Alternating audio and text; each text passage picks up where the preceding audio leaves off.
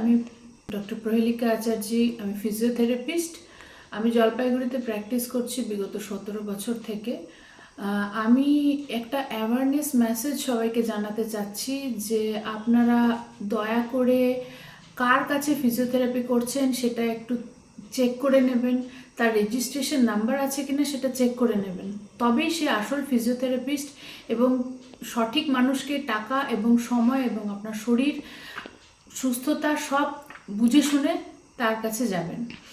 আর তার থেকেও বড় ব্যাপার হচ্ছে আপনারা সবার প্রথমেই বলি, অনেকের ধারণা আছে যে ডাক্তার লিখে না দিলে ফিজিওথেরাপি করা যাবে না। ডাক্তারের লেখার সাথে ফিজিওথেরাপি করার কোনো সম্পর্ক নেই। ফিজিওথেরাপিস্টরা নিজে ডক্টরস এবং তারা নিজেরা ইন্ডিপেন্ডেন্ট প্র্যাকটিশনার।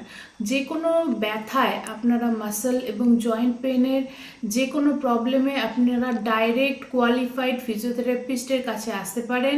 তার জন্য কোনো ডাক্তারের কোনো প্রেসক্রিপশনের প্রয়োজন নেই।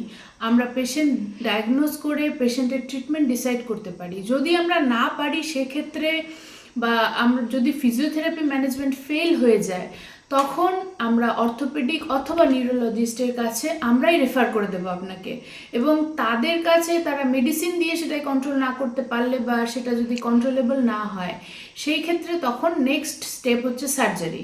কাজে আপনারা প্রথমেই ওষুধ খাবেন না। আমি রিসেন্টলি এরকম অনেকগুলো কেস দেখলাম যেগুলোতে নিউরোলজিক্যাল মেডিসিন দীর্ঘদিন খাওয়ার জন্য তার সাইড এফেক্টে এমন কোনো নিউরোলজিক্যাল ডিজিজ ট্রিগার হয়ে গেছে যেটার কোনো ট্রিটমেন্ট নেই, যেগুলো প্রোগ্রেসিভ।